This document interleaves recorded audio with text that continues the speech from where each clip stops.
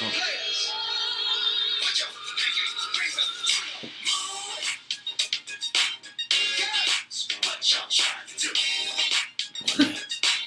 So many.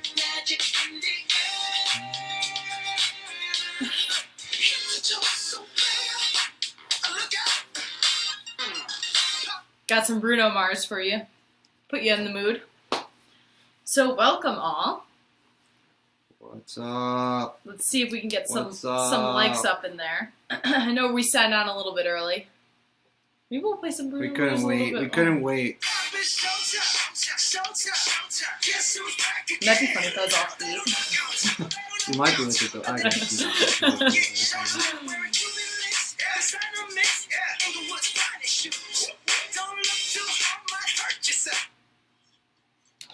Oh.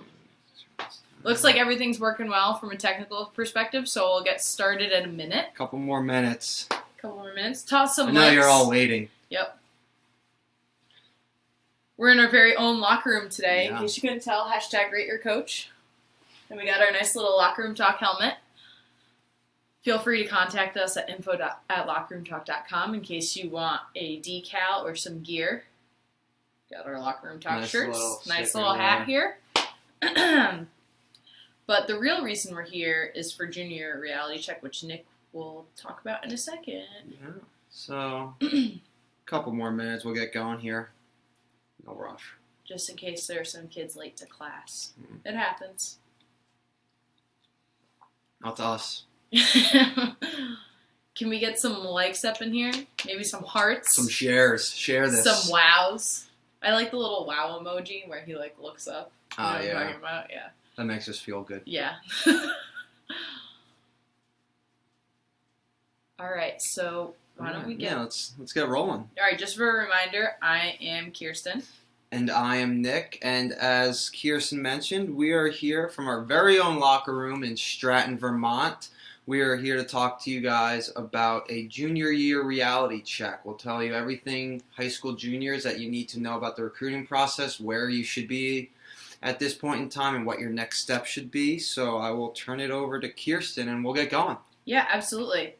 So in case you haven't started your recruiting process and you're a junior, don't freak out. There's still time. But as a general rule of thumb, especially if you're looking to play a Division I sport by now, these are some of the things that you should have done. And if you haven't done these yet, it's a great place to start to get things underway for your recruiting process. So first, you should have talked to your high school or club coaches by now just to let them know that you're interested in playing a college sport. I think asking them for a fair and honest assessment of what division you can play in is also a really important thing to consider at this point in time, because your coach may say, hey, I think that you'd be better suited in a Division III school as opposed to Division I or vice versa. So I think that talking to your high school or your club coaches, just letting them know, asking them what their advice is or if they have any contacts, it's super important. Starting to showcase yourself, so create that highlight tape, send it out to coaches, perform well in camps, go to showcases, just perform well in your high school team and every way possible, I would say. Just put your best foot forward. Everyone has an off day, but overall, if you're performing well on average, it should be a pretty good thing to have as far as like stats are concerned and stuff. I think we both can attest to that. Definitely. Being a positive in your recruiting process. Create a list of schools that you're interested in attending. This is super important. Just to give yourself a range. Don't narrow it down to Division I schools in the Northeast. Maybe look at a couple different divisions, NAIA if you're interested. Give yourself some options. I mean, there's no harm in looking at some schools or talking to a bunch of different coaches. The worst case scenario, they say no, or you go and you visit and you don't end up liking the school. You just cross it off the list. So definitely creating that broad list of schools at this point is pretty important, especially because you're going to be applying in a short amount of time.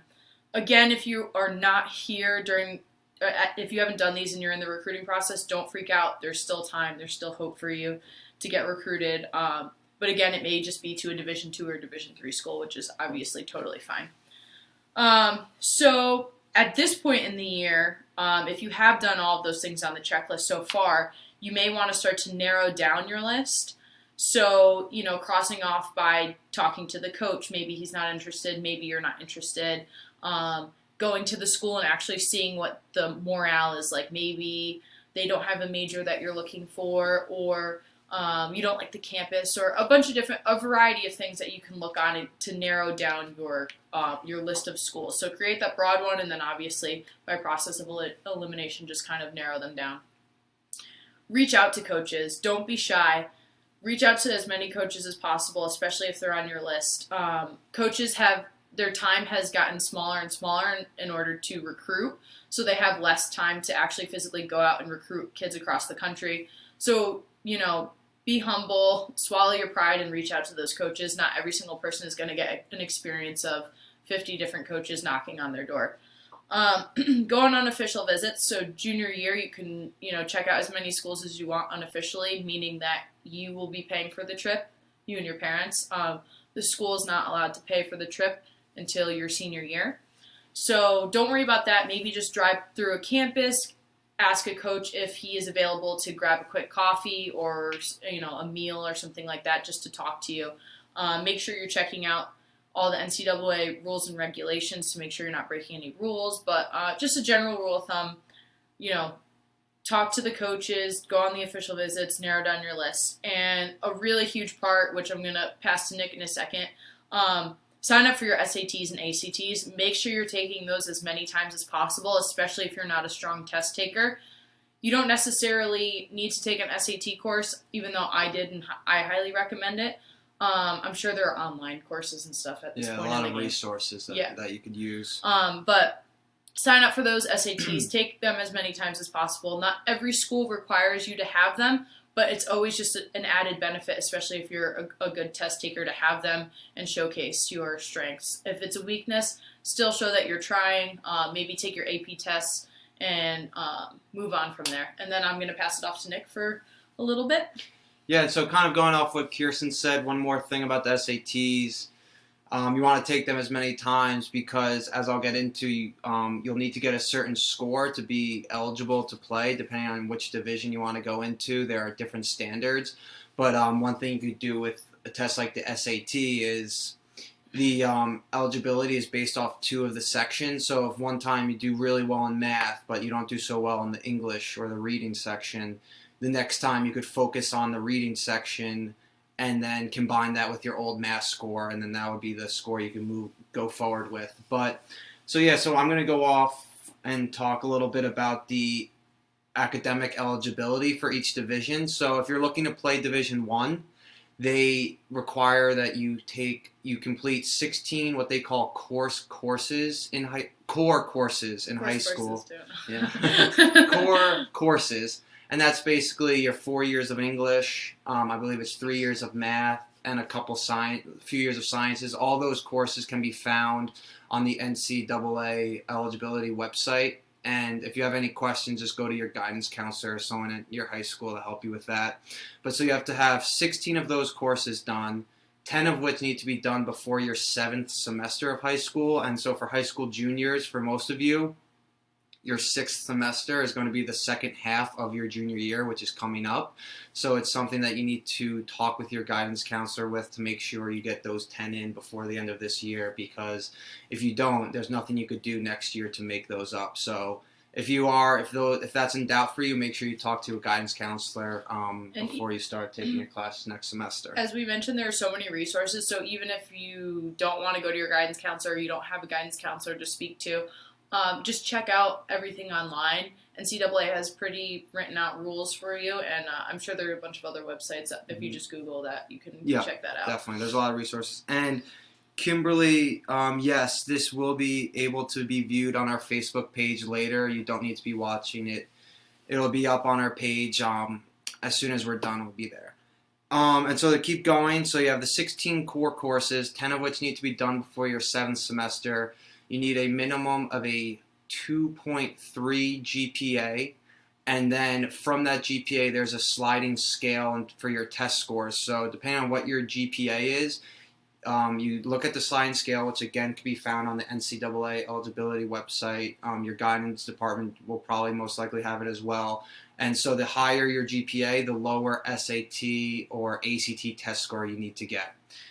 And then for Division II, it's somewhat similar. They are going to a little bit of a change. So if you're enrolling in college before August 1st of 2018, you need to get the 16 core courses done, just like Division I, but you don't need to have the 10 done before your 7th semester.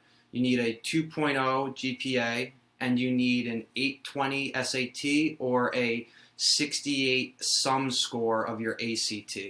But that's for being enrolled, if you're enrolling before August 1st, 2018. If you're enrolling after that, the 16 core courses stay the same, but the GPA requirement goes from a 2.0 to a 2.2. And then they are also going to the sliding scale. So depending on your GPA, you'll have to look at the scale and figure out what score you need for the SAT or the ACT. And that's, again, to be eligible to play your freshman year of college. For Division III, there are no NCAA-wide standards. It's a school-by-school basis. So if you have any questions about that, reach out to someone at that school or your guidance counselor at your high school. Or check out the site, too. Or, check out their website. They'll most likely have that. And then NAIA is slightly different as well. What you need to be eligible as a freshman for NAIA is you need to fall in 2 of these 3 categories. One being you need to have a 2.0 GPA or higher. Another being you need, I believe it was an 820 SAT score or an 18 ACT score. And then the third being you have to be in the top 50% of your high school graduating class in terms of GPA rank. So again, you just need to be in 2 of those 3 categories to be eligible to play as a freshman at the NAIA level. I'm smirking over here because we're getting a lot of likes and hearts. Oh. Yeah, right now. They're flying in. They're flying in. Honestly, they really are. I see some from Annie, so she must really agree with what we're saying.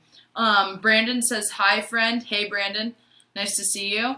Barbie asked a quick question, which I think we can touch on. She said, can you give some tips on how to email coaches? So, yeah, I mean, basically, I think the best way to do that is to go onto the school's website, find their email, and then depending on the sport, if you're looking at a football team, then I think you should maybe reach out to the recruiting coordinator as well as maybe some of the assistant coaches or position coaches and the head coach, all separately. Make sure that they're individual and you address them to the actual, the real coach instead of saying, hey, coach, and sending them the same exact email. So make that email personal. Let them know what showcases or camps that you're planning on attending. Let them know why you're planning on attending that school or why you're interested in applying there. And I also think another important thing for emailing coaches is to make sure that you have your athletic resume in there. Don't you think so? Yeah. And academic resume as well. So it's a good point. As Keirsten was saying, a good thing to include is kind of a personal resume that includes your academic and athletic accomplishments. So you could kind of obviously break it down academically and athletically. And academics, you could put your GPA, if you have taken the SATs, what your scores are, ACTs, or if you haven't yet, when you plan on taking them and things of that nature, or if you have, some sort of extracurricular accomplishment, whether it's something like an honor society or anything along those lines, that's a good chance to, it might seem a little awkward, but you kind of want to brag about yourself a little bit and make yourself look as good as possible to those coaches.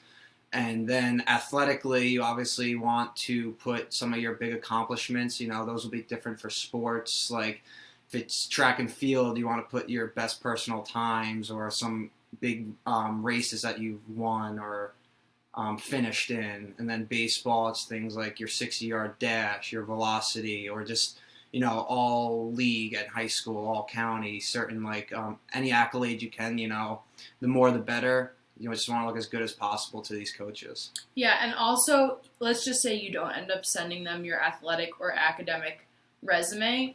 It's something for you to go in and memorize ahead of time so you're prepared when the coach talks to you and says, hey, talk to me about your past year. What have you done? What have you accomplished? If you memorize that and go in, you know that you can leave and say, okay, I know that I talked about every single one of my accomplishments, instead of going in and trying to basically guess and try and remember and say, well, I did X, Y, and Z, and then leaving and saying, oh, man, why didn't I bring up that award, a great award that I won, or why didn't I bring up this state championship that we won, even though I think you'd remember winning a state championship. Yeah. But the point is, use that resume to memorize, to just speak more intelligently about yourself and eloquently about yourself to the coaches. I think that's really important.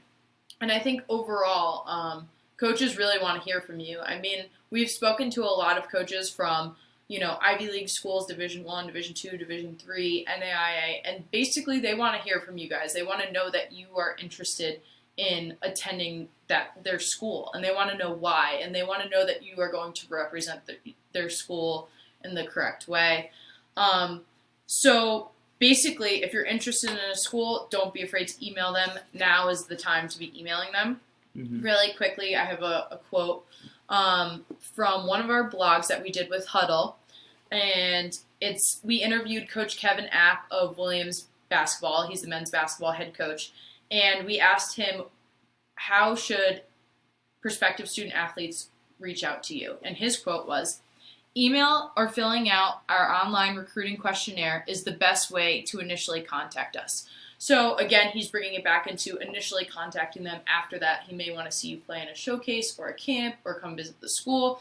But just opening up that dialogue is really important. So email them or fill out the online questionnaire. I think it's best to do both. And if you're really serious about a school, I say go crazy and call them. They can't always return your call, but again, you can look up the NCAA rules around that. I know that you have something too. Yeah, so another coach that we talked to is the Dartmouth women's soccer coach, Ron Rainey.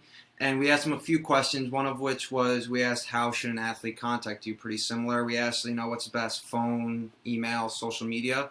He said he prefers email because it allows them to put you in a recruiting database to send out information if, their school is holding a camp or a clinic, and give updates as the NCAA allows, of course, because of the certain scheduling and times in terms of when coaches can reach out to you. And he also, when we asked him when we think that an athlete or a recruit should reach out to you, he said, the earlier the better.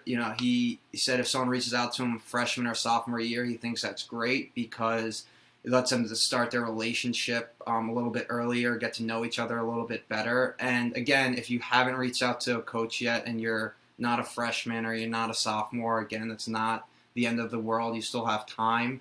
But that just goes to show that if you're kind of nervous about emailing a coach and don't know if you should, when in doubt, do it, because it seems that that's the way they prefer you to reach out a lot of the times. And, earlier the better. A coach will never get annoyed if you email them. Yeah, no, completely agreed. And we also had a former college ice hockey player comment, and Brandon Russo, and say always important to look your best too. I definitely think that's super important. Don't show up in sweatpants and a t-shirt. Try and get a little bit dressed up. Not to say that you have to be in a suit, but look good, feel good, play good. I mean, that's basically it at the end of the day. Am I right? Absolutely. Yeah, so some other things. We're going to open up the floor for questions. So if you have any questions, just type them in. If you're a former or current college athlete, please give some advice to the high school athletes that will be viewing this. I think it's really important to hear from you guys. Obviously, Nick and I played a college sport, but at the same time, it's always great to have some input from other people. I think going back to talking to your high school or club coaches, I think it's also important to speak to your guidance counselors and let them know that you're considering playing a college sport, and ask them if they've ever had any experience with dealing with a high school athlete. For myself, I had an interesting story. My guidance counselor basically just didn't understand the process of having a high school athlete going to play a sport in college, and she was very discouraging to the schools that I wanted to go to, even though I ended up getting in for academics anyway. She was just saying, you should apply to these schools. That's a reach school. And she didn't understand that my coach had given in all of my information for an early read anyway. So I think asking that guidance counselor, have you had any experience with any athletes? And if they say yes, maybe you can trust them a little bit more. If they say no, maybe just, again, go back to the coach or the high school coach or the club coach, or even your AD. I think an AD is also a great resource. Also, Locker Room Talk's a great resource. Go on all those blogs that we have. Yeah, so as Keirsten was saying, there's so many resources out there, the guidance department, your high school coach, your club coach. Each college will have their own admissions office that's there to help you. And for me, the one thing during my recruiting process that I don't want to say struggled with the most, but wasn't sure of the most was academically what I needed to do. And so as a Division III athlete, each school that I applied to had different academic standards, as I mentioned. So it's important to, if you're looking at however many different schools, to, maybe make a list of what, this school needs me to get this score, or this school wants me to have this as a GPA, and make sure you really get those scores, because there will be times where, hopefully if you're an exceptional athlete, a coach can almost have what they call an exemption to the academic standard of that school, where each year they'll get X amount of recruits that they could get in despite them not being up to maybe the school's academic standards. But that's, it's risky, and it's something that they can't do to every recruit. So you just, obviously want to do whatever you can to reach those standards, know them early on, because the more time you have to either bump up your GPA or take another SAT, another ACT, the better. Yeah, definitely. I completely agree. So we have a comment from Maggie Morrissey. Where can I find a sample of an academic/athletic resume? Would love to use it as a resource. So if you email us at info@lockerroomtalk.com, we will send you an example. That's something that we do with our seminars and our consulting. So we don't have it on our website, but if you reach out to us directly, we'll be more than happy to send you an example. You can also just let me know that you saw the Facebook Live event and you're interested, and either Nick or I will send it to you. So again, that's info@lockerroomtalk.com. We have another comment from Annie Weiss. She played, I think she's a former college field hockey player. So. I think so. At Skidmore College. And she said, cast your net wide junior year! ! So she's serious about it. Better to reach out to too many coaches than too little. So true. Yeah. So true. You may get a verbal commitment somewhere, and then it may fall through, and you don't want to burn bridges with all those other coaches that you could have had a chance to go to the school with. I know we just had someone, one of our interns, he had a situation where he was looking at 1AA schools, which is Division I for football, and he thought he was dead set that he was going to go there. He may even be watching right now if he is. Hi, John. And then basically he went on all of his recruiting trips and realized that, I think it was that day that he went on his one school he looked at was Division III. He went on his recruiting trip, and all the schools called him that day basically saying, we can't offer you anymore. So he ended up going to the Division III school. And again, if you need to know the difference between Division I and III, we've done Facebook Live events about that. So just look back in our past history or hit up our YouTube channel. We have whole things where we interview people and we talk about the differences between the divisions anyway, in case you are a little late in watching our Facebook Live events. Here, do you want to read this next comment? Yeah, so Lisa asked if we will ever tour some colleges or universities live. It's hard to travel everywhere we want to apply. Obviously, that's a concern, if you live on one side of the country and you're looking at schools on the other side, getting there might be tough. If you are fortunate enough to have an official visit at some schools will be able to pay for your travel. However, we have not done any live tours of campuses yet. Certainly could be something interesting to do not in to the say future. I was going to say, not to say that it's not on our radar for 2017, Right. But we don't have any set schedule, but we'll definitely keep our viewers posted with that. And thanks for the question, Lisa. And then one other thing that I saw is for a lot of athletic departments, what they've started to do, I forget what school it was that I read this about, but they started doing like virtual tours of the campus online. They've actually started doing a little bit virtual reality tours, which, is more in the future. But a lot of schools, if you can't get there, if you can't travel there, go online. They'll have a lot of, obviously, pictures and stuff. And most schools will do some sort of virtual online tour that you could look at. Yeah, and honestly, I think there's something to be said from the opinions of the actual athletes that are there. I think maybe reaching out to friends of friends who know somebody that goes to a school that you're interested in, if you can't get there, ask for those opinions. Again, email us at info@lockerroomtalk.com or contact us on our site. If you have any questions about a certain school, we've been to plenty of schools at this point and can maybe give you some insight into what our opinions are. Or you can see how the coaches have been rated from that school for the sport that you're interested in on our site as well. So actually we just got a comment from Brian Drummond, who is coming up with this awesome website called the Athlete Book, and it's basically for anyone who's looking for jobs or internships that is a student athlete. So please check out his comment. They are having these awesome online career fairs where they basically get companies such as Under Armour and Amazon to look at student athletes for jobs and internships in the upcoming future. That's just a quick side note. He left the link in there too, so that's always good. Jobs are good. Internships are good. Really Build cool that resume up, right? Really Build cool that resume opportunities there for sure. Yeah, definitely. We'll see if we have any other questions. We'll stay on for a couple minutes. If anyone has anything at all, feel free to reach out. We have a couple more minutes on here. If not, me and Nick will look at each other awkwardly and play Bruno Mars some more. No, I'm kidding. Yeah, so I guess, not to beat a dead horse, but as we've said, we're calling this junior year reality check. But it's not to say if you're a junior and you haven't done what we've mentioned yet that you're out of luck. There's still a lot of time for spring athletes. You still have your spring, your upcoming spring season. Winter athletes, you still might be in season. And then obviously the fall, you got next year. So you still have plenty of opportunity to impress coaches, to get on their radar, to reach out to them. So just, don't waste any more time. Get on it. But you'll certainly... you certainly won't regret it. Yeah, and also just to comment on that a little bit more, giving a realistic little side note, if you are at this point in your season and maybe you haven't performed how you wanted to and you're still interested in playing a college sport, look at some low-tier D1 schools. Maybe they aren't winning every single game, but they're still in the recruiting process, or looking at Division II and Division III schools. There's no harm in doing that. A college sport is a college sport. You're going to be working hard no matter what division you go to, which is extremely important to understand.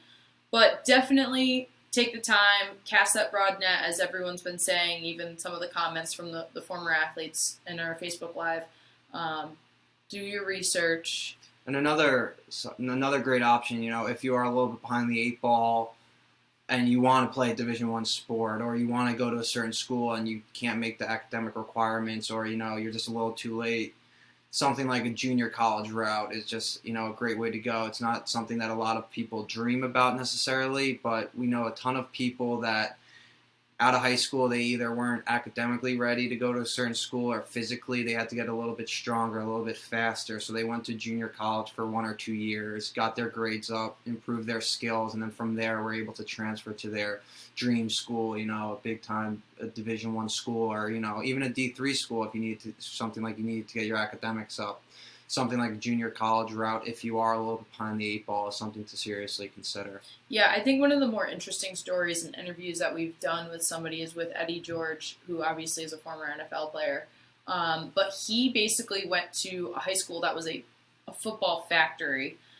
Didn't end up getting recruited. Everyone said, you're not going to go D1, go D3. And he had it dead set in his mind. I mean, he's also very large, so not everyone is gifted with that. But he's huge and ripped. But he basically did a post-grad year, which he went to a prep school for the year after high school and took the time to work hard, not at his academics at all, but literally on his athletics.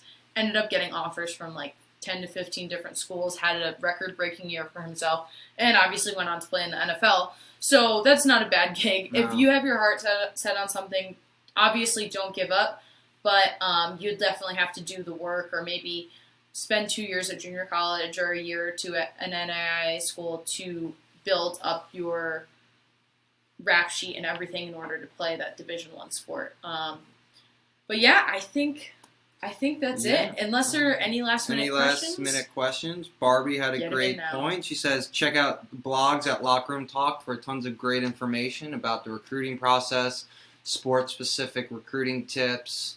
And if you are a college athlete, current or former, make sure you go on there, rate your coach, help these high school juniors with this tough decision about where they want to go. And again, as we mentioned, check out the Athlete Book, online career fairs that Ryan left in the comments here, the link to register. Great opportunities, a lot of great companies, especially Locker Room Talk, will be there. So, Yeah, hiring some interns. But besides that, have a great day. If you want a helmet, not the full helmet, just a sticker, let us know. Maybe the helmet too. Maybe the helmet too. auctioning off the helmet with the Nike goggles. All right, guys. Thanks so much for tuning in. Remember, rate your coach. Like us on all social media. Instagram, Facebook, YouTube, so on and so forth. And have a great day. Stay classy, college athletes. Or I should say student athletes. Stay classy, student athletes. Yes. Broaden it. All right. Good stuff, guys. Bye. Thanks for joining.